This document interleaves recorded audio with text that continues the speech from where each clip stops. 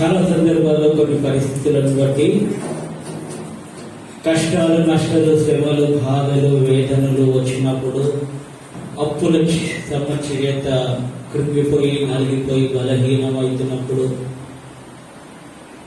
ఎవరికి చెప్పాలో అర్థం కాని పరిస్థితిలో ఉన్నప్పుడు ఎవరు వచ్చి మమ్మల్ని రక్షిస్తారు, ఎవరు వచ్చి మాకు సహాయం చేస్తారు, ఎవరు మా జీవితంలో కార్యం చేస్తారు, మమ్మల్ని రక్షించే నాదునే లేడా అని చెప్పి కొన్నిసార్లు ఆ పరిస్థితులను బట్టి కృంగిపోతారు, బలహీనంగా అవుతారు.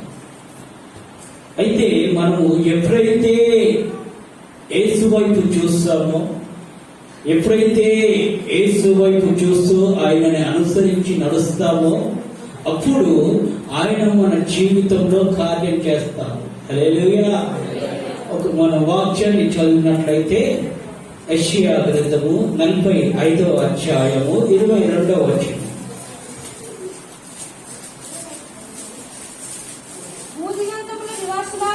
భూదిగంతముల నివాసులారా, ఇప్పుడు ఎక్కడ చూసి రక్షణ పొందాలంట? ఎక్కడ చూసి మనము కాపాడబడతాము? ఏ స్థలంలో ఉంటే మనము రక్షించబడతాము? ఎవరిని చూస్తే మనము రక్షించబడతాము అంటే, భూదిగంతమంతు నివాసులారా నా వైపు చూసి రక్షణ పొందుడి అంటున్నాడు. ఎవరు? దేవుడు. హల్లెలూయా. ఈ రోజులలో మన పరిస్థితులు రాగానే, సమస్యలు రాగానే, పోరాటాలు రాగానే, శోధనలు రాగానే ఎటువైపు మనం చూస్తున్నాము? ఎవరిని మనం ఆశ్రయిస్తున్నాము? ఎవరు మనకు ఆధారం అని చెప్పి మనం అనుకుంటున్నాము?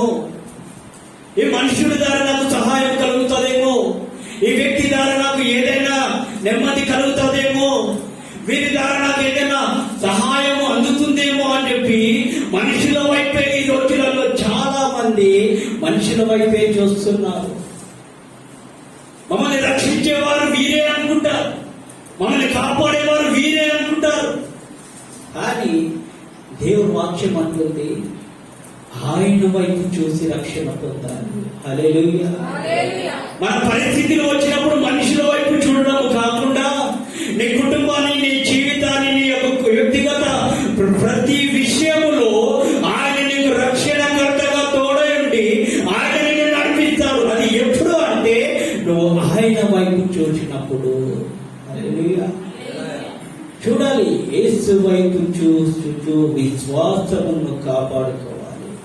ఆమె పరిస్థితులు రాగానే, సమస్యలు రాగానే యేసు వైపు చూడరు, లోకం వైపు చూస్తారు. లోకం వైపు చూడగానే ఇంకా సమస్యలు అధికంగా అవుతూనే ఉంటాయి. హల్లెలూయా. కింద చదువురా. దేవుడను నేనే, హల్లెలూయా. ఇక్కడ మనం గమనించినట్లయితే దేవుడను నేనే, మరి ఏ దేవుడు లేడు అంటే దానికి అర్థం ఏంటంటే భూమి పునాది వేయకబడి ముందు నుండి అంతం వరకు ఆయననే దేవుడై ఉన్నాడు. హల్లెలూయా. మరి ఏ దేవుడు లేడు. చెప్పుకుంటాము, ఎన్నెన్నో దేవుళ్ళు అని చెప్పుకుంటాము, ఎంతెందో మంది అనుకుంటారు, చెత్త పోటీ అంటారు. కానీ ఏ పోటీలో, ఆ పోటీలో ఒక్కైనా ప్రాముఖ్యమైన ఆయన ప్రభు అయిన ఆమేన్. ఆ ప్రభు అయిన యేసుక్రీస్తు వైపు నువ్వు ఎప్పుడైతే మరలుతావో, ఆయన దగ్గర నువ్వు ఎప్పుడైతే వస్తావో, ఆయన నిజమైన దేవుడు. ఆ నిజమైన దేవుడు ఏం చేస్తాడంటే నిన్ను, నీ కుటుంబాన్ని, నీ పిల్లల్ని ఆయన సంరక్షిస్తాడు. హల్లెలూయా. ఆయన వైపు రాకుండా, ఆయన వైపు చూడకుండా ఎక్కడెక్కడో నీ ప్రయాణం చేస్తూ ఎవరెవరి దగ్గర వెళ్తుంటే నీ జీవితంలో రక్షణ అనేది ఎప్పుడు కలుగుతుంది? నీ కుటుంబం ఎప్పుడు రక్షించబడుతుంది? నీ పరిస్థితులు ఎప్పుడు తీర్చబడతాయి? అంటే యేసు వైపు చూడాలి. ఆయన వైపు నువ్వు ఎప్పుడైతే చూస్తావో ఆయన తప్ప వేరే దేవుడు లేడు. ఒకప్పుడు నేను కూడా అందరూ హిందూ బ్యాక్గ్రౌండ్ నుండే వచ్చాను. మా నాన్న స్తోత్రాలు చేసేవాడు. బోనాల పండుగ జాతర అయినప్పుడు స్తోత్రాలు చేసేవాడు. నేను మంత్రాలు దగ్గర రాత్రి 1 గంట వరకు మంత్రాలు దగ్గర ఉండేవాడిని. బొందలు గడ్డలు సమాధి పెట్టే స్థలాలు రాత్రి 1 వరకు ఆయన మంత్రాలు చేస్తుంటే నేను నిమ్మకాయలు అందించేవాడిని. మా అమ్మ నాన్న అందరు చూసి చాలా బాధపడి మా తల్లి గారు ఎంతో ప్రార్థన చేసింది. అప్పుడు వాళ్ళ మాట కూడా వినకపోతుంటారు. దేవుడు ఒక దెబ్బ కొట్టాడు, ఆ దెబ్బ ద్వారా తరిచేయబడ్డా. హల్లెలూయా. ఏంటంటే వచ్చే అందరం అదే బ్యాక్గ్రౌండ్ ఉండే, కానీ వచ్చినా కూడా మరలా వెనుకకు తిరిగి చూడొద్దు. ఆమేన్. ఈ రోజులలో దేవుడు నమ్ముకుంటున్నారు, దేవుడు సన్నిధికి వస్తున్నారు, ప్రార్థన చేస్తున్నారు, అన్ని జరుగుతున్నారు, కానీ ఏదైనా సమస్య రాగానే మనుషులను ఆశ్రయిస్తున్నారు, మనుషుల దగ్గరికి వెళ్ళి సలహాలు తీసుకుంటున్నారు, మనుషుల మెప్పులు ఘనతలు కోరుతున్నారు, కానీ నాకు ఆశ్రయదుర్గమైన నా దేవుడు నాకు ఉన్నాడు అని చెప్పి ఒక విశ్వాసం లేకుండా అయిపోతుంది. హల్లెలూయా. అందుకోసమే సమస్యలు ఎక్కువ అవుతున్నాయి. మనుషులు తిరగకిల్లారంటే దేవుడు సైడ్ అయిపోతారు. I don't care. హల్లెలూయా. నాకు అవసరం లేదు, ఎందుకంటే మీరు నన్ను ఆశ్రయిస్తలేదు, నా సన్నిధికి రావట్లే, నా వైపు చూస్తలేదు. ఏదైనా వివాహం అయినా కూడా, వివాహం అవుతున్నా కూడా ఏమనంటే డబ్బుల కోసం ఎవరిని అడగాలి, అరే ఫలానా డబ్బులు అడుకోవాలి, ఫలానా దగ్గర చేతి బదులు తీసుకోవాలి. ఈ మనుషుల వైపే తలంపులు ఆలోచనలు, కానీ యేసు వైపు చూడట్లేదు. యేసు వైపు నువ్వు ఎప్పుడైతే చూస్తావో అప్పుడు నీ సమస్యకు పరిష్కారము, సహాయము దేవుడు దయచేస్తాడు. హల్లెలూయా. ఎందుకు అంటే ఆయన నిజమైన దేవుడు, మారని దేవుడు, మాట తప్పని దేవుడు. ఆయన తన కంటి పాప వలె రెక్కల నీడలో మనల్ని భద్రపరుస్తాడు, మనల్ని కాపాడుతాడు. ఇశ్రాయేలుని కాపాడే దేవుడు కొనుగోడు నిద్రపోడు. కొంతమంది ఎక్కడ నిద్రపోతారు, ఏ స్థలాల్లో నిద్రపోతారు, పేరు మాత్రం ఆయన గాడ్, ఆయన గాడ్. నేను దేవుణ్ణి. దేవుడు అనేవాడు పరిశుద్ధంగా ఉంటాడు, యథార్థంగా ఉంటాడు, నిర్దోషిగా ఉంటాడు. అతడి మాటల్లో, చూపుల్లో, ప్రవర్తనలో, క్రియల్లో ప్రతిదీ పరిశుద్ధత కనిపిస్తుంది. ఈ రోజులలో చెప్పుకున్న వారి పరిస్థితి ఏంటి? ఒక్కొక్కరికి 2, 3, ఒక్కొక్కరు అయితే చెట్ల పైకి తొంగి చూడడం, స్నానాలు చేస్తుంటారు. ఏమనంటే దేవుడు.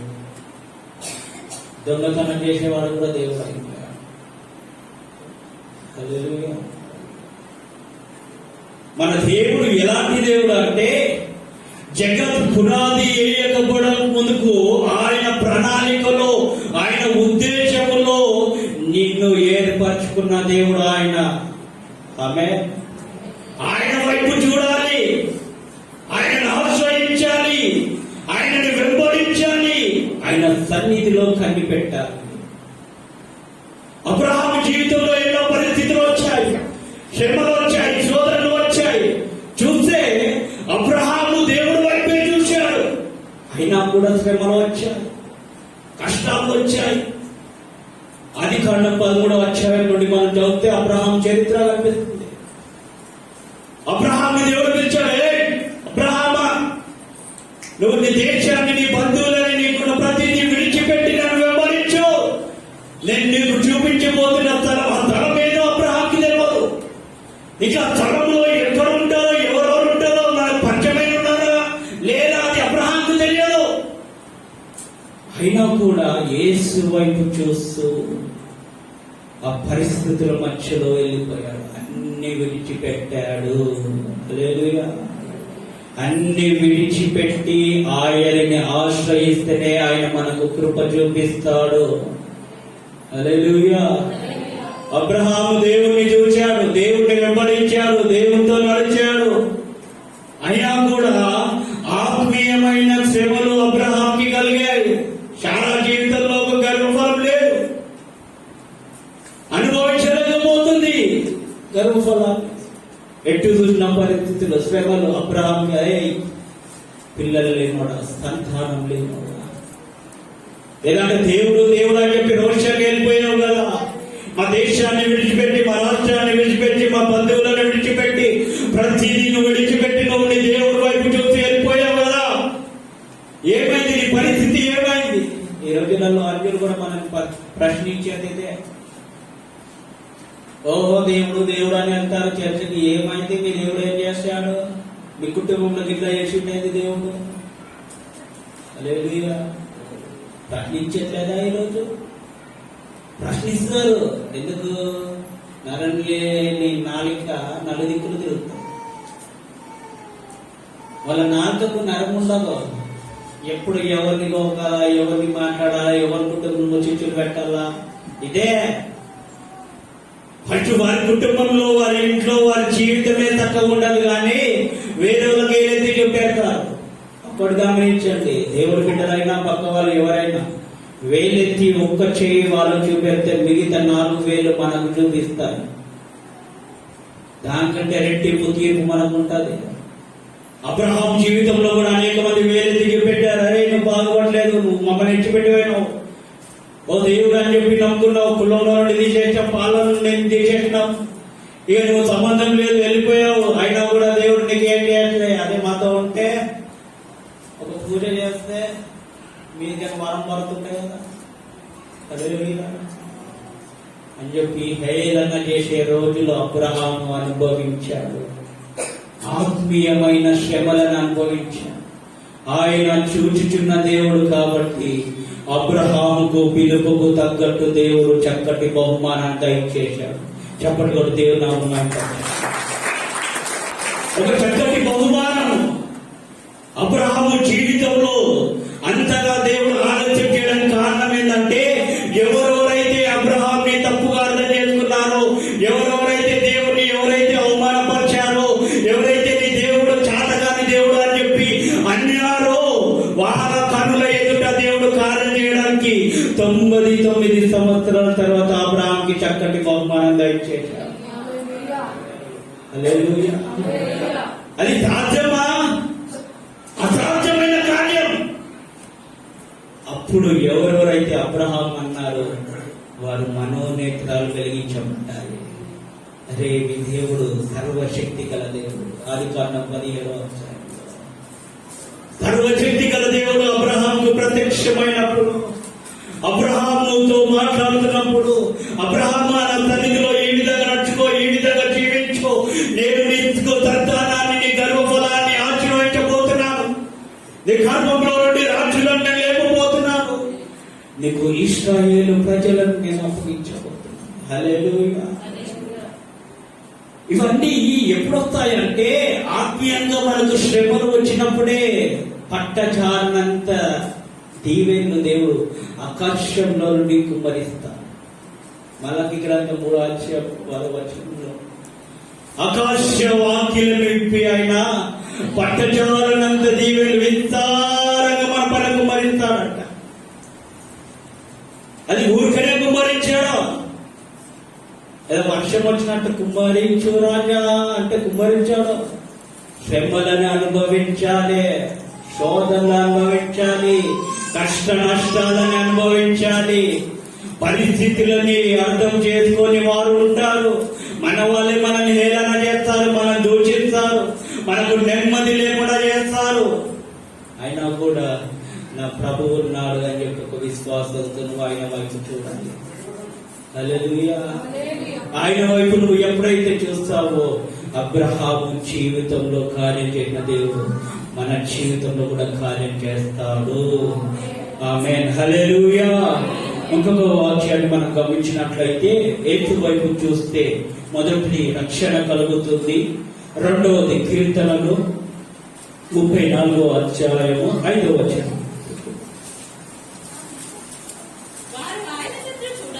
వారు ఆయన తట్టు చూడగా ఇప్పుడు ఏం కలిగిందంట? వెలుగు. వెలుగు అంటే అర్థం ఏంటి? ఇతను లైట్. హల్లెలూయా. కొంతమంది జీవితంలో వెలుగు అంటే మామూలుగా చీకటిలో ఉన్నప్పుడు వెలుగు విలువ ఏందో తెలుస్తుంది. అర్థమవుతుందా? పాప ఏడుస్తుంది. ఎవరి పాట? ఒక పాట పాడండి మా పాప కోసం. హల్లెలూయా. అయితే ఇక్కడ ఈ వెలుగు విషయాన్ని మనం ఆలోచించినట్లయితే ఆయన వైపు చూడగా వారికి వెలుగు కలిగింది. ఎవరికి కలిగింది వెలుగు?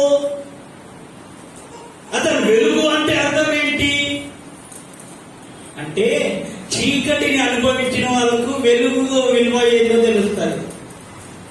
అర్థమవుతుందా? పాపములో అపవిత్రతలో మోసం చేసే దాంట్లో ఉన్న వారికి వెలుగు అనేది ఏదో తెలుస్తుంది. పరిశుద్ధత అంటే ఏదో తెలుస్తుంది.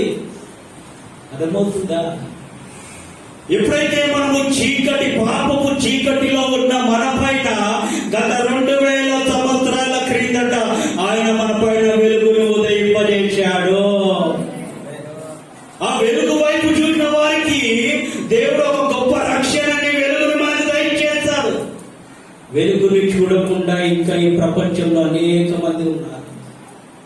వెలిగించబడట్లే వారి దీపాలు, రక్షణ పొందట్లే, వారి కుటుంబాలు ఆశీర్వదించబడట్లే. ఎప్పుడైతే మనము ఆయన సన్నిధికి వచ్చి యేసు వైపు చూడాలి, యేసు వైపు చూసిన మన జీవితంలో ఆయన గొప్ప వెలుగుని ప్రసాదిస్తాడు. ఆమేన్. ఈరోజు వెలిగించబడుతున్న మనము మరలా చీకటినే చూస్తున్నాం. ఏం చేస్తున్నాము? చీకటిలోనే. పాట ఏముంది? చీకటిలో నేనున్నప్పుడు నీ వెలుగు నా పైన ఉదయించు. హల్లెలూయా. అయితే చీకటిలో మనం ఉన్నప్పుడు ఆయన వెలుగు మన పైన ఉదయించింది. ఇప్పుడు మనం వెలుగబడ్డాము, లోకానికి మనం వెలుగై ఉన్నాము, లోకానికి దేవుడి బిడ్డలమై అనిపించుకుంటున్నాము, లోకానికి మనం భక్తి పరులం అనిపించుకుంటున్నాము, లోకానికి మనము దేవుడు తల్లికి వెళ్తున్నాము అనిపించుకుంటున్నాము, లోకానికి మనం నిజమైన దేవుని నమ్మాము అని చెప్పి అనిపించుకుంటున్నాము. మరలా పాపం ఎందుకు చేస్తున్నాము? పాపపు క్రియలు ఎందుకు వస్తున్నాయి? పాపపు తలంపులు ఎందుకు వస్తున్నాయి? పాపపు మాటలు, వ్యర్థమైన మాటలు ఎందుకు వస్తున్నాయి? మోసం ఎందుకు చేస్తున్నారు? వెలుగై ఉన్నవారు వెలుగుగానే ఉండాలి. మరలా చీకటిలోకి వెళ్ళొద్దు, చీకటి తలంపులు రావద్దు. ఆమేన్. మనం ఎక్కడ వేరై ఉన్నాము? లోకానికి వేరై ఉన్నాము. హల్లెలూయా. లోకానికి వేరై ఉన్న మనము మరలా చీకటిలో వెళ్ళకూడదు, పాపములో ఉండకూడదు, పాపుల మధ్యలో నివర్తించకూడదు. కీర్తనలో 1వ అధ్యాయం 1వ వచనంలో దుష్టుడు ఆలోచన చెప్పుకున్నాడు, ఒక పాపుల మార్గం ఒక అపహాసకులు కూర్చున్న చోట కూర్చుండక. ఇప్పుడు ఏం చేయాలి? What we can do? ఇప్పుడు మేమేం చేయాలి? యెహోవా ధర్మశాస్త్రములో దివారాత్రులు ఆనందించుచు ధ్యానించాలి. హల్లెలూయా. మనం చేస్తున్నామా? చూస్తున్నాము. ఏం చూస్తున్నాము? ఇక నేను చెప్తే ఆ పేర్లు చెప్తే మళ్ళీ నన్నే అంటారు. ఆ పేర్లు చెప్పండి, మీకు తెలుసు కదా, మీరు చూస్తున్నారు కదా. అవన్నీ ఏం చేయాలి? ఇప్పుడు కట్టేయాలి, క్లోజ్. ఎందుకంటే ప్రభు రాకడ సమీపంగా ఉంది. వెలుగులో ఉన్న మనము, వెలిగించబడిన మనము, బుద్ధి గల కన్యకలుగా ఉన్న మనము బుద్ధి లేని కన్యకలుగా ఉండకూడదు. దేవుడి బిడ్డలమైన మనము అవిరాలుగా ప్రవర్తించకూడదు. మన సాక్ష్యాన్ని కాపాడుకోవాలి, మన భక్తి జీవితాన్ని కాపాడుకోవాలి, మన పరిశుద్ధతని కాపాడుకోవాలి. ఇవన్నీ లేకుండా ఏదైనా ఆవేశం వచ్చిందంటే రోడ్డు పైన ఎక్కేస్తారు. ఎక్కడ వెలిగించబడుతున్నది? ఎక్కడ మీరు వెలిగినట్టు వెలుగుతున్నారు, ఆరిపోతున్నారు. వెలిగించబడిన వారికి ప్రభు బల్లలో పాలు పొందే అవకాశం ఉంది. చీకటిలో చీకటి క్రియలు, చీకటి పనులు, చీకటి మాటలు మాట్లాడిన వారికి బల్లలో పాలు పొందే అర్హత లేదు. ఎందుకు ఈ మాట నేను చెప్తున్నానంటే, అందులో పాలు పొందితే మళ్ళీ మీకే అది శిక్ష కలుగుతుంది. తెలిసి చెప్పకుంటే దేవుడు నన్ను లెక్క అడుగుతాడు. చెప్పిన తర్వాత మీరు తెలిసి కూడా పాల్గొన్నారంటే లెక్క నన్ను అడగదు, దేవుడు మిమ్మల్ని లెక్క అడుగుతాడు. హల్లెలూయా. ఒకవేళ నీలో పాపపు క్రియలు, పాపపు తలంపులు ఉన్నాయంటే, చీకటికి సంబంధించిన కార్యాలు నీలో ఉన్నాయంటే వాటిని ఇప్పుడే నువ్వు శుద్ధీకరించుకో. ఆయన నిన్ను పరిశుద్ధపరుస్తాడు. ఎట్లా? ఆయన రక్తము చేత. ఆ రక్తము పరిశుద్ధమైన రక్తము, నిర్దోషమైన రక్తము, యథార్థమైన రక్తము, ఏ పాపము చేయని రక్తం. ఈ రోజులలో మన బ్లడ్ చూస్తే ఎక్కడ చూడు పాపం పాపం పాపం పాపం. ఆదిలో ఆదామయ్య గారు వేసిన బీజము ఇప్పటికీ మనల్ని వెంటాడుతుంది, పాపము అనే బీజం. దాన్ని చితకదొక్కాలి. ఆమేన్. దాన్ని అనగదొక్కాలి. పాపపు క్రియలు, తలంపులు, ఆలోచనలు మనకు వస్తే దాన్ని మనం చితకదొక్కే విధంగా ఉండాలి, చేయించే విధంగా ఉండాలి. ఆ విధంగా ఉండకుంటే ఈ రోజులలో పాపం చేయమంటే కాలు ముందు పెడుతున్నారు, కానీ భక్తి చేయమంటే కాలు ముందు పెడతారు. భక్తి కలిగిన వారు పాపం చేయకుండా ఉండాలి. వెలిగించబడ్డవారు మళ్ళా చీకటికి వెళ్ళకూడదు. వెలిగించబడ్డవారు మళ్ళీ అన్యాచారం చేయకూడదు. వెలిగించబడ్డవారు మళ్ళీ పూజలు పురస్కారాలు చేయకూడదు. వెలిగించబడ్డవారు పద్ధతులు పాటించకూడదు. వెలిగించబడ్డవారు మంత్ర తంత్రాల దగ్గరికి పోకూడదు. హల్లెలూయా. అప్పుడు దేవుడు వెలిగించబడిన నీ ద్వారా దేవుడు మహిమపరచబడతాడు. ఎప్పుడైతే నీ జీవితంలో ఈ క్రియలు, ఈ పద్ధతులు ఇవే కొంతమంది చేస్తే ఏందయ్యా ఏం కాదు, మా తాతల నుండి వస్తుంది ఈ ఆచారం. ఏ ఆచారము? ఏదో ఒకటి మీకు తెలిసింది మీరు అనుకోండి కాదు. నేను చెప్తే పాస్టర్ గారు కూడా చేసిందే మాట్లాడారు. హల్లెలూయా. మా తాత ముత్తాతల నుండి వస్తున్న ఈ ఆచారము మేము ఇంకా చేస్తున్నాము. ఎందుకు చేస్తారయ్యా? ఏదో చీకటిలో ఉన్నప్పుడు చేశారు, అవి లోకంలో ఉన్నప్పుడు చేశారు, అపవిత్రతలో ఉన్నప్పుడు చేశారు, లోకపు పాపపు భూమిలో ఉన్నప్పుడు చేశారు. ఇప్పుడు మీరు వెలిగించబడ్డవారు కదా, ఈ పద్ధతులు, ఆచారాలు మీకెందుకు?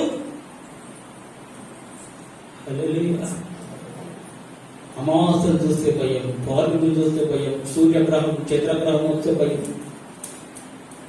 అదేనో గ్రహం వస్తుందంట, దానిస్తే చింతలో ఒక అనుమానం. గట్టి పూసలు తీసుకుపోయి బియ్యం వేయాలంట, నీళ్ళలో వేయాలంట, దాంతోపాటు పురుగు పడ్డా కూడా వేయాలి. ఈ ఆచారాలేంది? ప్రభు అయిన యేసుక్రీస్తుని మనము చూసినప్పుడు, ఆయనను వెంబడించినప్పుడు, లోకానికి వెలుగై ఉన్న మనము పాతవన్నీ గతించిపోవాలి. పాత పద్ధతులన్నీ గతించిపోవాలి, మర్చిపోవాలి, వదిలేసేయాలి. మన చేతికి మురికి అంటితే ఆ మురికి పెట్టుకున్నట్లయితే భోజనం చేస్తామా? ఏం చేసుకుంటాం? చేతులను శుభ్రపరచుకుంటాం. అదే విధంగా నీ హృదయాన్ని కూడా శుభ్రపరచుకోవాలి. నీ పాత పద్ధతులను కూడా శుభ్రపరచుకోవాలి. విడిచిపెట్టాలి. వాటిని విడిచిపెట్టి తర్వాత ఆయన నువ్వు వెంబడించు. ఆయన నీ జీవితంలో అసాధ్యమైన కార్యాలను దేవుడు సాధ్యపరుస్తాడు. హల్లెలూయా, హల్లెలూయా. ఇంకొక విషయాన్ని మనం గమనించినట్లయితే ఎఫెసీయులకు రాసిన పత్రిక 2వ అధ్యాయము 1వ వచనం.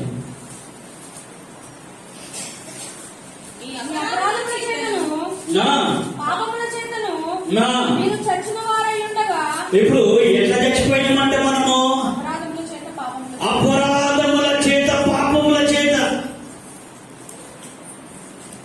ఎప్పుడైతే ఏదేను తోటలో అయ్యగారు దేవుడు చెప్పిన ఆజ్ఞకు విరోధంగా, వ్యతిరేకంగా జీవించి అది చేసి పాపం చేశాడు, అప్పుడు ఆయన చచ్చిపోయాడు.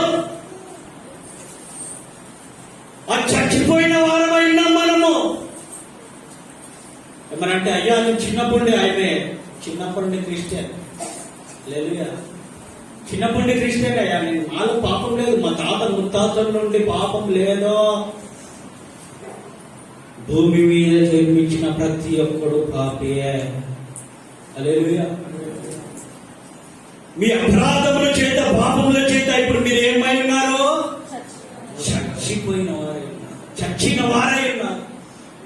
చచ్చిన వారై ఉన్న మనకు ఒక జీవమైన వెలుగుని ఆయన మనకు దయచేసి, వృద్ధులమైన మనకు ఆయన చేయాన్ని దయచేసి సజీవులుగా దేవుడు నిలబెట్టారు.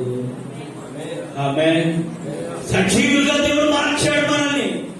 ఇప్పుడు దేవుని నమ్మిన నీవు, చీకటిలో నుండి వెలుగులోకి వచ్చిన నీవు, పవిత్రతలో ఉన్న నీవు, పాపపు క్రియల్ని విడిచిపెట్టిన నీవు, ఇప్పుడు నువ్వు చచ్చిన వాడవు, చచ్చిన దానవు కాదు, నువ్వు సజీవుడవు.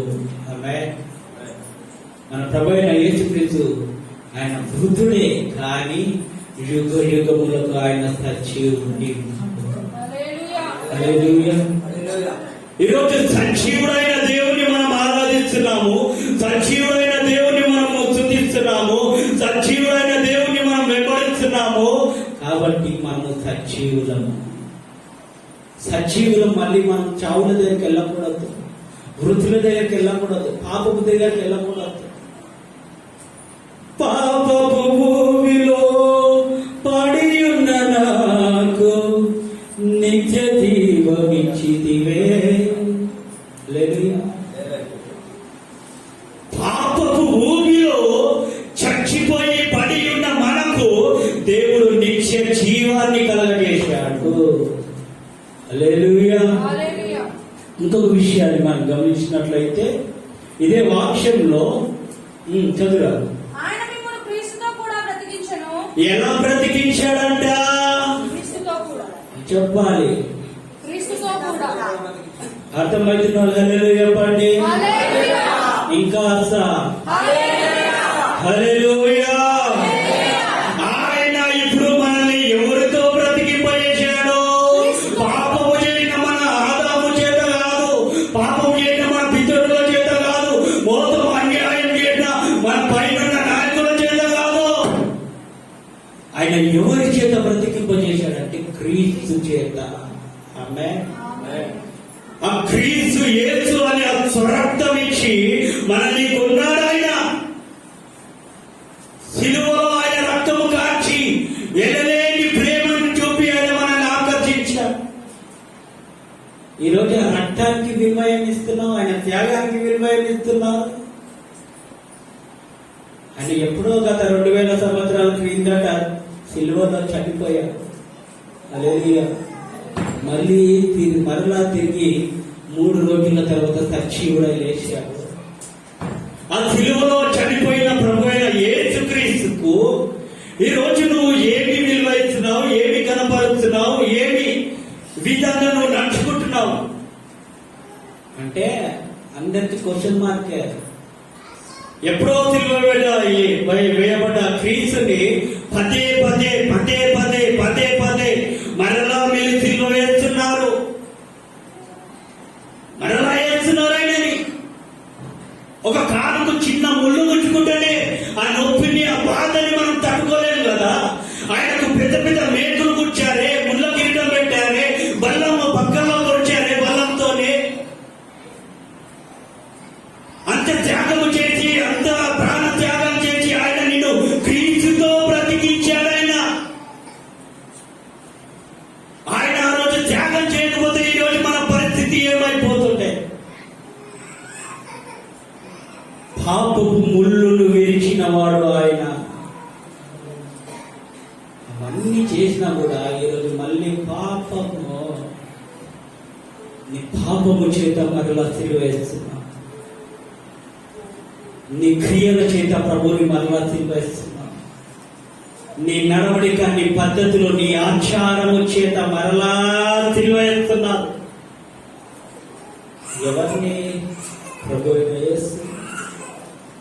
మార్చండి, మీ పద్ధతులు మారండి. పదే పదే నేను సిలువ వేయడం కాదు. హల్లెలూయా. సిలువ వేయబడిన యేసుని జ్ఞాపకం చేసుకోండి. పాపపు తలంపులు, పాపపు ఆలోచనలు మీకు వచ్చాయంటే మొదట ఆయన సిలువని గుర్తు చేసుకోండి. అయ్యో, నా కోసం ఏ నేరం చేయని వాడు, ఏ దోషం చేయని వాడు, పరిశుద్ధుడు, నీతిమంతుడు, యథార్థవంతుడు ఆయన కల్వరిగిరిలో శిలువ పైన ఆయన శరీరంలో ఒక్క చుక్క రక్తము లేకుండా నన్ను పరిశుద్ధుడిగా, నీతిమంతుడిగా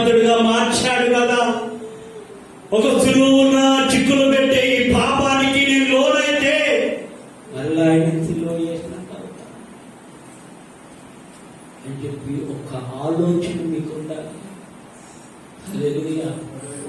పాపం చేస్తున్నారు, మొదటి ఆదివారం రాగానే తండ్రి నన్ను పరిశుద్ధపరచయ్యా, శుద్ధీకరించయ్యా, నీ బల్లలో పాల్గొందుతున్నానయ్యా అంటున్నారు. బల్లలో పాల్గొందుతున్నారు. మళ్ళీ బల్లలో పాలు పొందిన నెక్స్ట్ ఒక 1 hour తర్వాతనే మళ్ళీ పాపం చేస్తున్నారు. హల్లెలూయా. ఆ విధంగా ఉండకండి, భక్తి కలిగి నడుచుకోండి.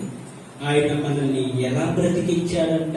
క్రీస్తుతో బ్రతికించాడు.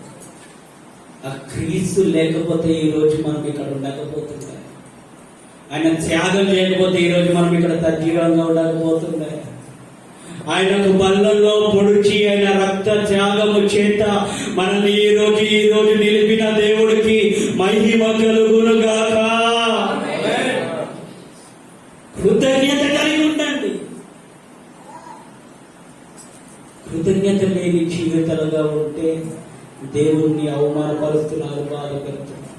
జాగ్రత్త కలిగి మీరు నడుచుకోండి, దేవుడు మీకు సహాయం చేస్తాడు.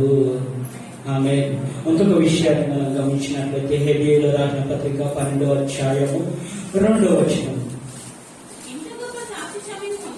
ఇంత గొప్ప సాక్షి సమూహము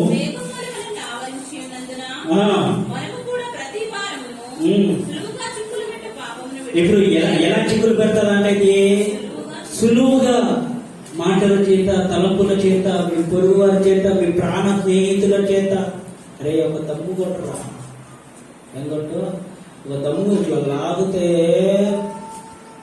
నా ఫ్రెండ్స్ నాకు చెప్పారు, హల్లెలూయా, మా స్నేహితులు నాకు చెప్పారు, రే మామ ఇట్లా లాగితే నీకు ఎక్కడ ఉంటావో తెలియదు. ఏంటి దమ్ము, అందులో గంజాయి తెలుసమ్మా, డ్రగ్స్ కలిపి అసంటి చిల్లర స్నేహితుల మధ్యలో పెరిగినాము.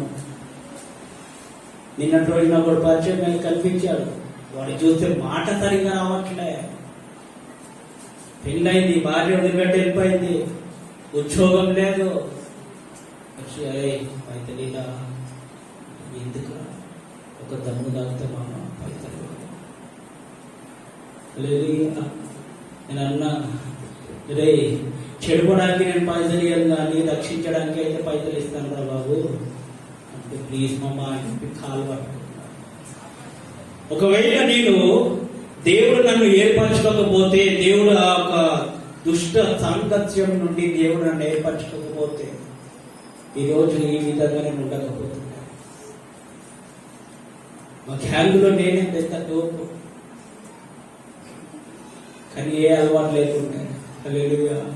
అది తీసుకొచ్చి తప్పు పెడుతుండే, అది తాగురా నువ్వు తాగితే నీతో మాట్లాడతా, తాగుకుంటే నీతో, అయినా నువ్వు మాట్లాడకపోయినా నేను తాగను. అవి తెగించుకొని వచ్చా. దేవుడు ఈరోజు సజీవ సంఖ్యలో ఒక సేవకుడిగా దేవుడు నిలబెట్టాడు. లేకుంటే ఎప్పుడో స్తోత్రం అయిపోతుండే, హల్లెలూయా స్తుతి మహిమ అనుకుంటే అయిపోతుండే. తెగించుకొని రావాలి, ప్రతిదీ తెగించుకొని రావాలి. సులువున వస్తాయి చుక్కలు, రక్త సముద్రాలు వస్తాయి. మేము ఈ పద్ధతులు చేయకుంటే వాళ్ళ ఇంటికి వెళ్తే బాగు చేయరేమో, ఈ పద్ధతులు ఈ ఆచారాలు చేయకుంటే వాళ్ళు ఫీల్ అవుతారేమో. సులువున చిక్కులు పెట్టే పాపాలు అవే, వాటిని విడిచిపెట్టండి. హల్లెలూయా. విశ్వాసమునకు కర్త దాన్ని కొనసాగించు యేసు వైపు చూడండి. ఆమేన్. అందరిని విడిచిపెట్టిపోయినా, అన్ని నీకు దూరం అయిపోయినా, ఆస్తులు అంతస్తులు ఏమి ఉన్నా లేకున్నా, ఇంతవరకు మా నాన్నని నేను భీమినగర్లో పరిచర్య చేస్తున్నప్పటి నుండి ఇంతవరకు నాన్న ఈ పరిచర్యకు ఒక 100 రూపాయలు అవసరం ఉందని చెప్పి ఇంతవరకు అడుక్కోలేదు. అక్కడ పరిచర్యలో ఇల్లు రెంట్ కట్టడానికి బండాలు మోసాను. బండలు ఉంటాయి కదమ్మా, టైల్స్ చేసుకున్నట్టు, ఆ బండాలు మోసి వచ్చిన ఆ డబ్బులతోని అక్కడ రెంట్ కట్టాను. అంటే ఇది గొప్పతనంగా నేను చెప్పట్లే, తెగించాలి ప్రతి విషయంలో. కొన్ని విషయాల్లో మొండి ఉంటారు కదా, నాకు కావాలంటే కావాలని చెప్పి మొండి పట్టుబడతారు. అన్ని విడిచిపెట్టి పోయినా కూడా విశ్వాసములకు కర్త నాకున్నాడు. నా తల్లిదండ్రులను విడిచిపెట్టినా, నా అన్నదమ్ములను విడిచిపెట్టినా, నా స్నేహితులను విడిచిపెట్టినా, నా భర్త నా భార్య నన్ను విడిచిపెట్టి పోయినా నా దేవుడు నా పక్షంలో ఉన్నాడు. ఆయన నా జీవితంలో నెమ్మదిని దయచేస్తాడు. ఒక తల్లి వల్లే తండ్రి వల్లే నేను ఓదారుతాడు, బలపరుతాడు, ధైర్యపరుతాడు. ఎప్పుడైతే నువ్వు ఆస్తులు అంతస్తుల మొత్తంలో పరిగెత్తుతావు అప్పుడు వాటిని నువ్వు పొందుకోలేవు. యేసు వైపు చూసినప్పుడే దేవుడు సమృద్ధిగా దేవుడు నేను ఆశీర్వాదిస్తాడు. హల్లెలూయా. 4 విషయాలు చెప్పాను. మొదటిది, నువ్వు యేసు వైపు చూస్తే నువ్వు రక్షించబడతావు. రెండవది, యేసు వైపు చూస్తే నీ జీవితంలో వెలుగు ఉదయిస్తుంది. మూడవది, నువ్వు యేసు వైపు చూస్తే అమ్మా క్రీస్తుతో బ్రతికేదాము. హల్లెలూయా. చచ్చిపోయిన వారం కాదు. నాలుగవది, నువ్వు యేసు వైపు చూస్తే నీ పరిస్థితులని దేవుడు మార్చి విశ్వాసములకు కర్త దాన్ని కొనసాగించు యేసు నీ జీవితంలో గొప్ప కార్యం చేస్తాడు. హల్లెలూయా. యేసు వైపు చూసిన కొందరు భక్తులు ఉన్నారు, చూడని కొందరు భక్తులు కూడా ఉన్నారు. ఒక 10-15 నిమిషాలు నేను చెప్పి ముగిస్తాను. ఇంతకు ముందు చెప్పిన భక్తులు అబ్రహాం జీవితంలో మీరు ఉన్నారు. ఇంకొక భక్తుడు యేసుని చూడాలని చెప్పి ఆశపడ్డాడు, యేసుతో నడవాలని చెప్పి ఆశపడ్డాడు, యేసుని అతని గృహంలో చేర్చుకోవాలని ఆశపడ్డాడు. లూకాసు వార్త 19వ అధ్యాయం 1వ వచనం నుండి మనం చూసినట్లయితే చదువుదాం. లూకాసు వార్త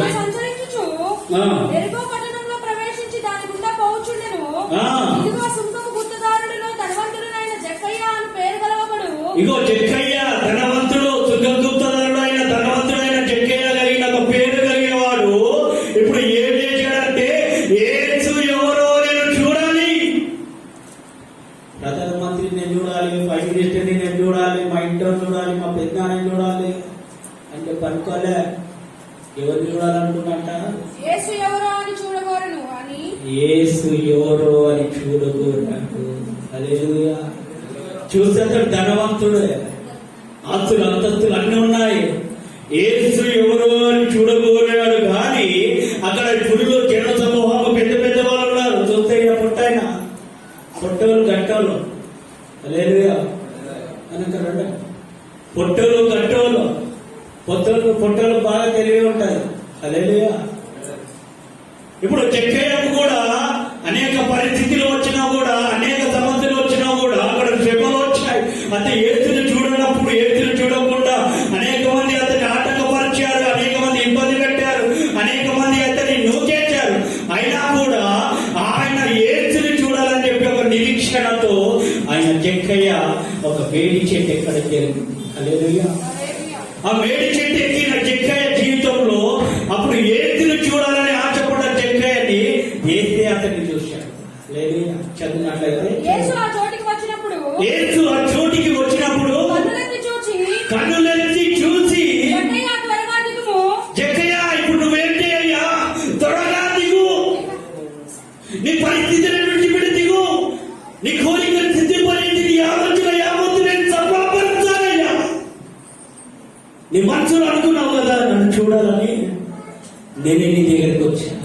అబ్బాయి, నీ మనసులో నువ్వు అనుకో, తండ్రి నువ్వు నాతో మాట్లాడయ్యా, నువ్వు నా పక్షంగా ఉండయ్యా అని చెప్పి ఆయన సన్నిధిలో నువ్వు మొరపెడితే ధైర్యములకు అధిపతి యెహోవా ఆయన మన పక్షంగా ఉండి కార్యాలని సఫలపరుస్తాడు. హల్లెలూయా. అయితే జక్కయ్యని కిందికి దిగుమన్న జక్కయ్య మళ్ళీ తర్వాత కింది వచ్చంలో మనం గమనించినట్లయితే చదువు.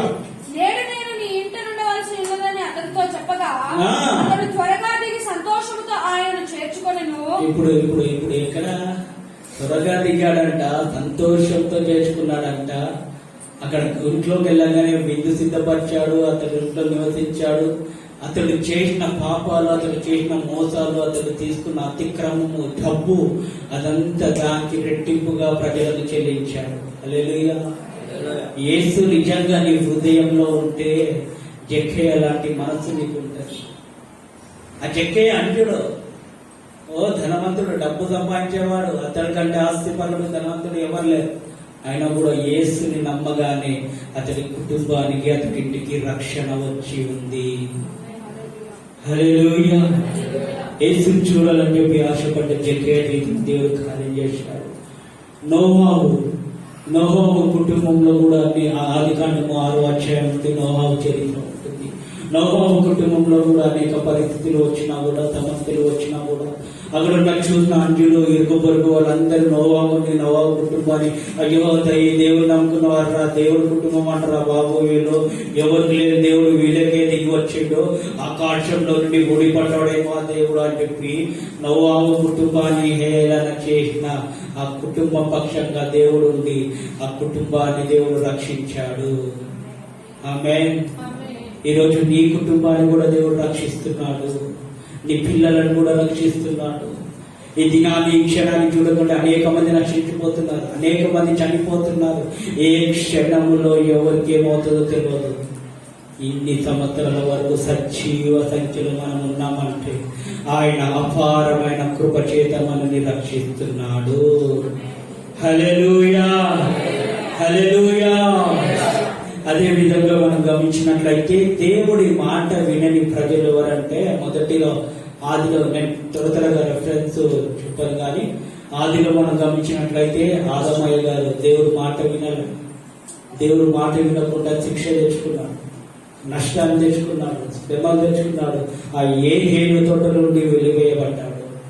రెండో వ్యక్తి ఎవరు అంటే మనం గమనించినట్లయితే మత్తయి సువార్తలో 14వ అధ్యాయం 28వ వచనంలో పేతురు అతని సముద్రంలో నేను నీతో పాటు నడవాలయ్యా, నిన్ను చూడాలయ్యా, నేను వెంబడించాలయ్యా అని చెప్పి అనుకున్న పేతురు ఆ సముద్రంలో యేసుతో పాటు, యేసు పర్మిషన్ చెప్తాను నువ్వు అనగానే యేసుతో పాటు నడవాలని చెప్పి ఆశపడ్డవాడు సగంతో, అంటే మధ్యదారులోకి వెళ్ళగానే, సగం వెళ్ళగానే వెనుక వచ్చిన గాలులను చూసి, ఆ తుఫానులను చూసి అతడు వెనుక వైపు చూడగానే అతడు మునిగిపోయాడు.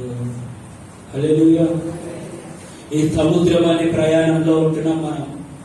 వేరే జర్నీ, ఈ జర్నీలో, ఈ ప్రయాణంలో ఉంటున్నాము. ఎప్పుడు ఎక్కడి నుండి ఏ పరిస్థితులు వస్తాయో తెలియదు.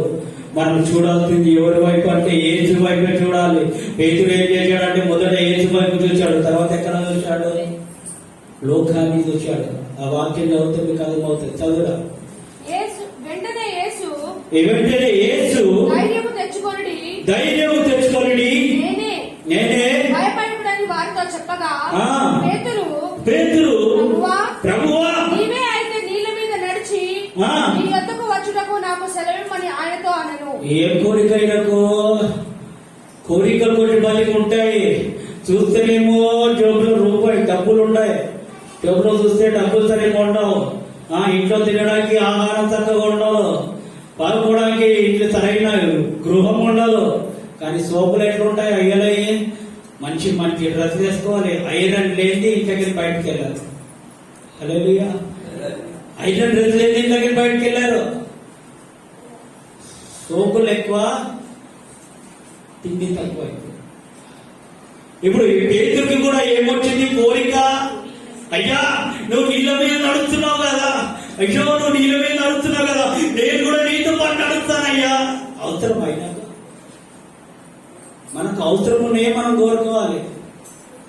ఒకవేళ పేతురు ఆ విధంగా అడిగాడు, సరే దేవుడు పర్మిషన్ ఇచ్చాడు, ఆ విధంగానే కొనసాగాల కానీ మళ్ళీ ఎందుకు చూశాడు. ఎప్పుడైతే పేతురు ఆ నీళ్ళ మీద నడుస్తున్న సమయంలో, చదురా, ఆయన రమ్మనగానే పేతురు దోణి దిగి యేసునొద్దకు వెళ్ళుటకు నీళ్ళ మీద నడుచును గాని వారిని చూసి భయపడి. గాని అంటే ఏదో గూని ఉంటది. గాని అంటే ఏదో గూని ఉంటది, అంటే అక్కడ ఒక క్వశ్చన్ మార్క్. గాని నీకు సహాయం చేస్తా, గాని నీ కుటుంబాన్ని నేను పట్టించుకుంటా, గాని నీకు చక్కటి ఉద్యోగాలు ఇస్తా కానీ విన్నట్టున్నారు ఇక్కడ చాలా సార్లు. హల్లెలూయా. గాని అంటే అర్థం చేసుకోవాలా, ఇది ఎట్టు కాకుండా ఉందిరా బాబు, ఫేస్ కు నోటలు కాకుండా ఎట్టు కాకుండా ఎంటీ వైర్ లాగా ఉంది అనుకోవాలా. అయితే అక్కడ ఉన్న గాలిని, సముద్రాన్ని చూసి పేతురు అటువైపు చూడగానే ఇటు దేవుడిచ్చే ఆశీర్వాదాన్ని కోల్పోయాడు. అర్థమవుతుందా? దేవుడు ఆశీర్వాదాన్ని ఎట్లా కోల్పోతున్నారో మీకు చెప్తున్నాను. దేవుడు మిమ్మల్ని సమృద్ధిగా ఆశీర్వదించాలి అని చెప్పి, పట్టజాలనంత దీవెన చేత దేవుడు మిమ్మల్ని ఆశీర్వదించాలి అని చెప్పి ఒక కోరిక, ఒక ఉద్దేశం, ఒక ప్రణాళిక దేవుడిలో ఉంది. ఆ విశ్వాసములకు కర్త దాన్ని కొనసాగించి యేసు వైపు చూస్తూ నడుస్తూ ఉన్న జీవితంలో కొన్ని పరిస్థితులు రాగానే, వెనుకకి తిరిగి చూడగానే ముందున్న ఆ ఆశీర్వాద ఫలాలను మీరు అనుభవించట్లేదు. పేతురు అట్లనే చేశాడు. ఆశీర్వాదాన్ని అనుభవించలే, సమృద్ధి కాలే, అతనికి సాటిస్ఫాక్షన్ కాలే. ఎందుకు? అతడు యేసు వైపు చూశాడు, యేసును వెంబడించాడు. కానీ అక్కడ ఆ వడగాలిలో, సముద్రము, తుఫాను చేత రాగానే అతడు దాని వైపు చూశాడు. ఈ రోజు నీ పరిస్థితుల వైపు చూస్తూ నువ్వు యేసును విడిచిపెడుతున్నావు. నీ సమస్యల వైపు చూసి ప్రార్థన జీవితం తగ్గిపోతుంది. నీ యొక్క పోరాటాల వైపు, నీ ఒత్తిడిలను బట్టి నువ్వు ఆలోచిస్తూ దేవుడిలో ఎదగలేకపోతున్నావు. వీటన్నింటిని విడిచిపెట్టు. ఏదేమైనా యెహోవా ఈరే. ఆమేన్. ఆయన ఉన్నాడు, ఆయన చూసుకుంటాడు. కుటుంబం పరిస్థితుల్లో స్తోత్రం. యోబేమన్నాడు, ఏది ఇచ్చినా తీసుకపోయినా యెహోవాకే స్తుతి కలుగుని గాక. ఆ విధంగా ఉండాలి. ఏంటయ్యా ప్రార్థన చేస్తున్నావు అంటే, కుటుంబంలో టెన్షన్స్ ఎక్కువైపోయినాయి. ఏం చెయ్యాలా? నువ్వు ఆలోచించిన మాత్రాన్ని నీ ప్రాబ్లమ్ సాల్వ్ అవుతాయా? నీ చింత యావత్తు ఆయన మీద మోపుతుంది. ఆమేన్. ఆత్మీయతలో ఎదగట్లే. ఇప్పుడు కొత్త నిబంధన సంఘం అనబడుతున్నాం మనం. ఆత్మీయతలో ఎదగట్లే, పరిశుద్ధతలో ఎదగట్లే. ఒకప్పుడు ఎదిగినట్టు ఎదిగే, వెలిగించబడినట్టు వెలిగించబడే, ఇప్పుడు మళ్ళీ దిగజారిపోతున్నారు. ఏమైపోతుంది? సగం సగం సగం. లాస్ట్ టోటల్ గా ఎక్కడికి చేస్తారు? నరకానికి వెళ్ళిపోతారు. హల్లెలూయా. పరిస్థితులన్నింటినీ పక్కన పెట్టండి. నీకే పరిస్థితి ఉన్నా కూడా దేవుడు ఉన్నాడు, ఆయన కార్యం చేస్తాడు అని చెప్పి నీ పరిస్థితులన్నీ, నీ ఆలోచనలన్నీ పక్కన పెట్టి ఆయన సన్నిధిలో మనసారను ఆయన సన్నిధిలో ప్రార్థన చేయి. నీ పరిస్థితిలో నుండి సంపూర్ణ విడుదల దేవుడు నీకు దయచేస్తాడు. హల్లెలూయా. ఎప్పుడైతే నువ్వు ఆలోచించుకుంటూ చేసుకుంటూ నీ ఆత్మీయత సాతాను టార్గెట్ ఇదే. ఎక్కడ పేతురు దేవుడితో పాటు, ఆయనతో పాటు ఇంకా ఎదిగిపోతాడేమో, ఆయన వల్ల గొప్ప కార్యాలు, ఆశ్చర్య కార్యాలు ఎక్కడ చేస్తాడేమో అని చెప్పి వెనుకకి వెళ్ళి ఒక తుఫాను, సుడిగాలను పంపించాలని దానికి అట్రాక్ట్ అయిపోయి లోపడిపోయి మునిగిపోయాడు. హల్లెలూయా. ఈ రోజులో కూడా మన కుటుంబంలో జరిగే పరిస్థితులు ఇవే. మన కుటుంబం వచ్చే సోదరులు ఇవే, ఇబ్బందులు ఇవే. ఏడికైనా వస్తున్నాయి ఇవి మనం ఆలోచించే ఆలోచన ద్వారా. సాతాను వాడు ఒక ఆలోచన కలిగేస్తాడు, ఇక దాన్ని ఏమంటుకొని ఉంటారు. అమ్మా,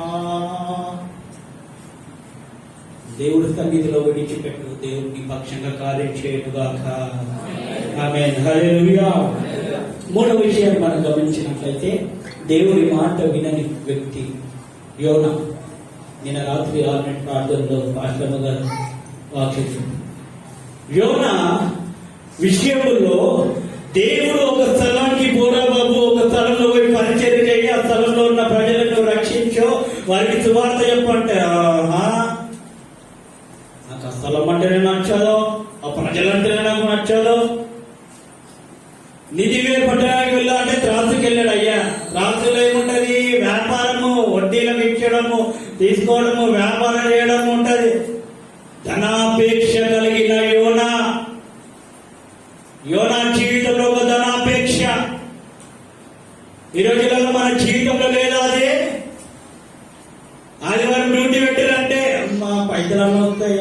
గంటలు పోయి ఎండలా ఉడుకుడుకు వేడికి ఏం కూర్చుంటాం. కంపెనీలో కొత్త ఏసీ పెట్టిండ్రు. ఆ ఏసీ కింద పోయి పని చేసుకొని వచ్చి ఒక 4 రూపాయలు డబ్బులు వేసుకొని వస్తే అయిపోతుంది కదా అని చెప్పి ధనాపేక్ష కలిగి పరిగెత్తుతున్నారేమో. దేవుడి సమయం దేవుడికి అయ్యాలి, ఉద్యోగ సమయం ఉద్యోగానికి అయ్యాలి. దేవుడి సమయం తీసుకొచ్చి ఉద్యోగంలో కలిపోద్దు, ఉద్యోగ సమయం తీసుకొచ్చి దేవుడు దాంట్లో కలిపోద్దు. నీకు ఇష్టం వచ్చినప్పుడు ప్రార్థన చేసుకోవడం కాదు. దేవుడు నీకు ఏ సమయంలో చెప్పాడో, ఏ విధంగా ఉండమన్నాడో, ఏ సమయంలో వచ్చి ప్రార్థనలు గడపమన్నాడో అదే సమయంలో నువ్వు ఆయన సన్నిధిలో కనిపించాలి. మాస్టర్ గారు తండే వస్తలేదు, ఆన్లైన్కి వస్తాను. అది తండ్రి దీవెనైపోతుంది. స్తోత్రమా, హల్లెలూయా. ఆయన సన్నిధిలో మనకు కనిపించాలి. ఆమేన్. ఈ యోనా ఆ విధంగా చేయడం ద్వారా దేవుడు ఏం చేశాడంటే సముద్రంలో ఒక చేపకు అప్పగించాడు. వీడి సంగతి ఏం తప్పదు చూసుకో బిడ్డ, వీడు నేను చెప్పినట్టు ఇంటలేడు. దేవుడు ఏదో చెప్పినట్టు వినకుంటే ఎట్లా తరిగేయాలో అది కూడా దేవుడు తెలుసు. దేవుడు చెప్పినట్టు మనం వినకపోతే, తల్లి నువ్వు ఒక ప్రతిష్ట కలిగి జీవిస్తున్నావు, ఒక పద్ధతి కలిగి జీవిస్తున్నావు, ఒక సాంప్రదాయ కుటుంబంలో ఉన్నావు, వీటి చోటుకి వెళ్ళకు, వీటి దగ్గరికి వెళ్ళకు, ఇలా ఉండకు, ఇలా మాట్లాడకు, ఓ పోజులు కొట్టకు అని చెప్పి దేవుడు చెప్పినా కూడా వినకుండా ఉంటే, ఎక్కడ ఏది వెళ్తే, ఎక్కడ ఏ బటన్ నొక్కితే చక్కగా అవుతారో అది కూడా దేవుడు తెలుసు. యోనా చెప్పినట్టు ఏంట్లే, దేవుడు ఏం చేశారు, కోవిడ్ అనుకో, ఎంత దూరం ప్రయాణం చేస్తావో చేయి, నీ రిమోట్ నా దగ్గర ఉంది. ఆమె ఇప్పుడు మనందరి రిమోట్ ఎక్కడ ఉంది? దేవుడు. జాగ్రత్త. దేవుడు చెప్పినప్పుడే సరి కావాలి, దేవుడు చెప్పినప్పుడే సరి చేసుకోవాలి, దేవుడు చెప్పినప్పుడే పరిశుద్ధంగా జీవించాలి, దేవుడు చెప్పినప్పుడే కలిగించబడిన మనము ఆరిపోకూడదు. హల్లెలూయా. లేకుంటే ఆయన బటన్ నొక్కుతాడు, చెప్పలేము, రెడ్ నొక్కుతాడో గ్రీన్ నొక్కుతాడు. గ్రీన్ అంటే ఏందమ్మా, టీవీ రిమోట్ ఉంటే అమ్మో ఏం తెలియనంటే ఏం తెలియదు. ఇది టీవీ అంటే ఇది టీవీయా ఓహో అన్నట్టున్నారు. ఇప్పుడు టీవీ రిమోట్ లో గ్రీన్ ఉంటుంది, రెడ్ ఉంటుంది, తెలుసు కదా. నేను అప్పుడు చూసిన, మళ్ళీ ఇప్పుడు కూడా అక్కడక్కడ విశ్వాసులు ఉంటారు. ఎందుకంటే పోగానే ముందు అదే పెడుతుంది. నాకు టీవీ పెడతలేదు, కాపీ పెడతలేదు, టీవీ రిమోట్ పెడతలేదు. ఏం చేయాలయ్యా? హల్లెలూయా. గ్రీన్ అంటే వెలిగించబడతావు, రెడ్ అంటే స్తోత్రం అవుతావు. ఆ 2 బట్టలు ఆయన దగ్గర ఉన్నాయి. మరి ఆయన నొక్కక ముందుకే నీ జీవితాన్ని సరి చేసుకో. యోనా ఆయన నొక్కక ముందుకు సరి చేసుకోరా బాబు అంటే నొక్కేదాకా, శ్రమలు అనుభవించేదాకా, ఆయన ఇబ్బంది పాలయ్యేదాకా, 3 రోజులు చేప గర్భంలో ఉండేంత వరకు సరి అవ్వాలి. తర్వాత చేప గర్భంలో ఉంటే అయ్యా నా బుద్ధి తక్కువైతే, అయ్యా బుద్ధి లేనోనైపోయిన, అయ్యా సమస్త సృష్టిని సృష్టించిన వాడు, నువ్వు చెప్పకుండా నేను వింటే నా పరిస్థితి ఏమవుతుందో నువ్వు నాకు చక్కగా నేర్పించావని చెప్పి యోనాకు రెడ్ బటన్ నొక్కకుండా గ్రేస్ ప్రేమ్, కృపాకాలం, కృప చూపించాడు. ఈరోజు మనకు కూడా అనేక ప్రమాదాలు వస్తున్నాయి. ఇట్లా యాక్సిడెంట్ అయినట్టే ఇట్లా వెళ్ళిపోతుంది. హల్లెలూయా. పట్టంటే పడుతున్నారు, రాయిపోయినా పక్కకు పడుతున్నారు. ఇవన్నీ కృప, దేవుడు చూపిస్తున్న కృప. ఆ కృప ఉన్నప్పుడే నువ్వు సరి చేసుకో. దీపం ఉన్నప్పుడే నీ ఇల్లుని చక్కబెట్టుకో. లేదు నా ఇష్టమే అన్నావు అనుకో, ఇక రెడ్ బటన్ నమ్ముతాడు, ఇక 4 వస్తారు మనుషులు పట్టుకోవడానికి, ఇక తీసుకుపోయి అక్కడ స్తోత్రం చేస్తారు. హల్లెలూయా. యోనాకు దేవుడు కృప ఇవ్వడం ద్వారా ఆ చేప గర్భంలో నుండి బయటికి ఒడ్డుకు రావడం జరిగింది. అప్పుడు మళ్ళీ బుద్ధి తెచ్చుకొని నినివే పట్టణానికి వెళ్ళి ఆ ప్రాంతంలో ఉన్న ప్రజలకు సువార్త చెప్పడం ద్వారా, ఒకే సువార్త ద్వారా ప్రాంతంలో ఉన్న పట్టణంలో ఉన్న ప్రతి ఒక్క బిడ్డ రక్షణ పొందారు. హల్లెలూయా. ఈరోజు ఎన్ని వార్తలు వింటున్నారు. వార్తలు అంటే టీవీ 9, E6 ఇది కాదు, ఏ సువార్త, సువార్త. ఎన్ని వార్తలు విన్నా కూడా నీ దుర్వార్తను పోతలే. మార్చుకోండి. దేవుడు మిమ్మల్ని, మీ కుటుంబాలను దీవిస్తాడు. ఇంకా చాలా ఉంది, మన సమయం ఇంకా ఎక్కువ పోతుంది. ఈ యొక్క కొద్ది మాటల్ని ప్రభు మన వెనికిడిలో దీవించును గాక. ప్రతి ఒక్కరు మోకాలపై నుండి ప్రార్థన చేసుకుందాం. ప్రతి ఒక్కరు మోకాలపై నుండి ప్రార్థన ప్రార్థన ప్రార్థన. హల్లెలూయా హల్లెలూయా. స్తోత్రం స్తోత్రం స్తోత్రం స్తోత్రం. మహోన్నతుడా, సర్వోన్నతుడా, కృపగల దేవా, ప్రతి ఒక్కరు వ్యక్తిగతంగా ప్రార్థన చేసుకోండి. రక్షణ పొందిన నీవు, వెలిగించబడిన నీవు, ఆయన క్రీస్తు చేత బ్రతికించబడిన నీవు, సులువున చిక్కులు పెట్టే పాపానికి లోబడుతున్నావా? పాపపు క్రియలకు లోబడుతున్నావా? పాపులతో సహవాసము చేస్తున్నావా? నిన్ను నీవు సరి చేసుకో. నీ పద్ధతులు, నీ ఆచారాలు మానుకో. దైవ బిడ్డలకు కలిగిన పద్ధతులను పట్టి నడుచుకో. తండ్రి, నీకు వందనాలయ్యా. నా పైన కృప చూపించండి అయ్యా, సహాయము చేయండి అయ్యా.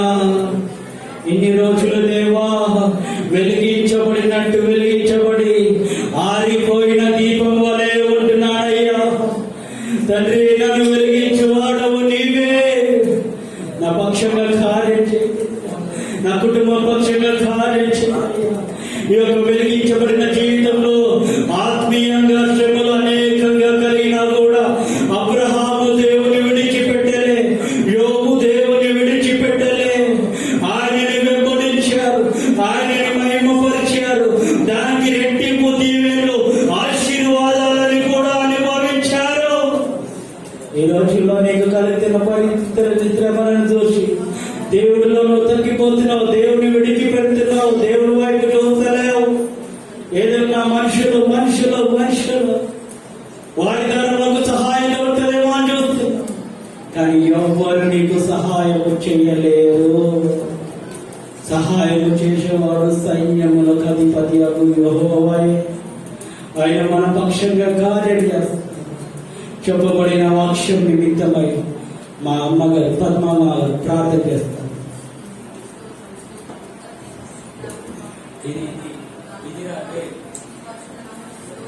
అవును ప్రభు, స్తోత్రం స్తోత్రం స్తోత్రం స్తోత్రం.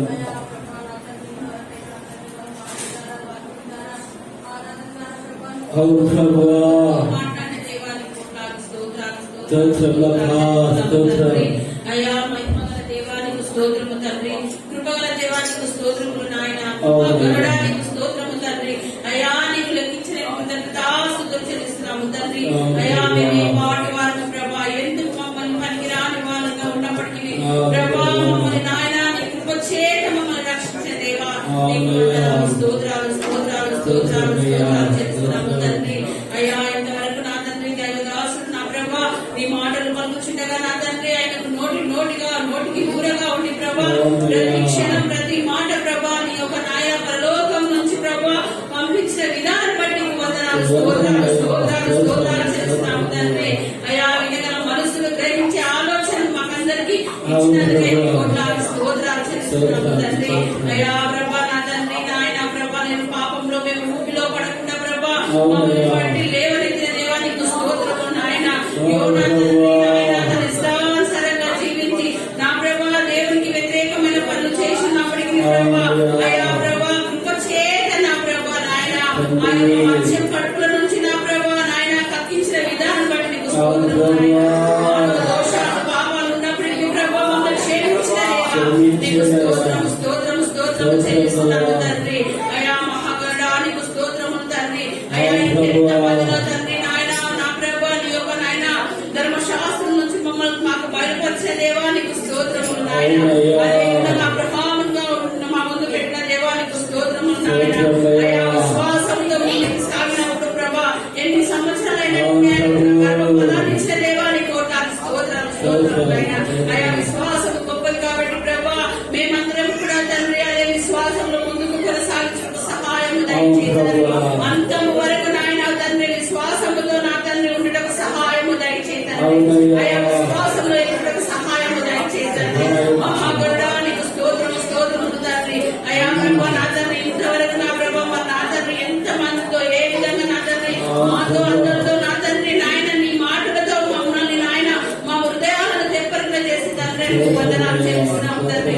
అయ్యా ఇక మీదట నాయన మా జీవితాల్లో పాపాలు దోషాలు ఉండకుండా నాయన మమ్మల్ని అందరినీ క్షమించిన ఆయన అయ్యా నీ పరిశుద్ధ రక్తంలో పాలు పొందుటకు మాకు సహాయము దయచేయమని అయ్యా ఇంతవరకు నడిపించిన ప్రార్థన అంతట్లో తోడై ఇక మీదట తోడై ఉండమని మమ్మ మేము తగ్గించుకుంటూ వేస్తున్నాము అడిగి ప్రార్థిస్తున్నాము మా పరమ తండ్రి. హల్లెలూయా. ఈ క్షణంలో ప్రతి ఒక్కరు లేచినప్పటినట్టు గుప్పిలిపిన ప్రతి ఒక్క బిడ్డను దీవించండి, ఆశీర్వాదించండి. దీనికంటే రెట్టింపు దీవెనలు ఆశీర్వాదాలను వారికి దయచేయండి. ప్రతి విషయంలో మీరు కృప చూపించండి, సహాయం చేయండి. దశభాగంలో దేవానికి ఉపయోగిస్తున్న బిడ్డలు కూడా జ్ఞాపకం చేసుకోండి. వారి అవసరాలన్నీ ఒక మహిమలో తీర్చండి, కృప చూపించమని, ఎవరికి ఏ కొదవ లేకుండా సమృద్ధిగా మీరు పోషించి సహాయం చేయమని ఏస్తున్నాము వేచున్నాం తండ్రి. ఆమేన్. హల్లెలూయా. ప్రతి ఒక్కరు ఎక్కడున్న వాళ్ళకి స్తోత్ర స్తోత్ర స్తోత్ర మహోన్నతుడా సర్వోన్నతుడా కృపగల దేవా సంపూర్ణుడా తండ్రి యొక్క పర్వలో పాల్పొందిన ప్రతి ఒక్క బిడ్డను దీవించండి, ఆశీర్వదించి వారి అవసరాన్ని మీరు తీర్చండి దేవా. తండ్రి యొక్క ఫలసంబంధమైన మందిరముగా ఆత్మసంబంధమైన మందిరముగా తండ్రి వారి కట్టబడుటకు సహాయం చేయండి. తండ్రి మీరు కృప చూపించండి తండ్రి. ఇంతవరకు ప్రార్థన కూడిక ప్రారంభం ముగింపు వరకు నీ నామానికి మహిమకరంగా జరిపించినాక నీకు పొందనాలు తండ్రి. వచ్చిన ప్రతి ఒక్క బిడ్డ పట్ల మీరు గొప్ప కార్యాలు ఆశ్చర్యకారం జరిపించండి, వారి అవసరాలన్నీ మీరు తీర్చండి దేవానికి పొందనాలు.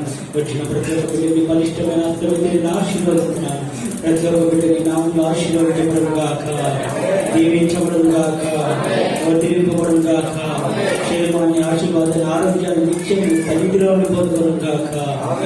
మీరు ప్రతి విషయంలో కృప చూపించి సహాయం చేసి తండ్రి ఇప్పుడు జరగబోతున్న ప్రేమాలో కూడా మీరే సహాయం చేయండి.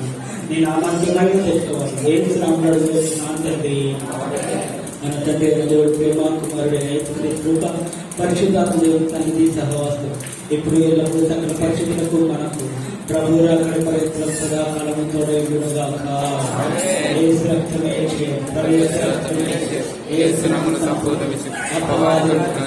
తండ్రి నీ కార్య నిరంతరము జయం కలుగునుగాక. హల్లెలూయా. మీ అందరికీ వందనాలు.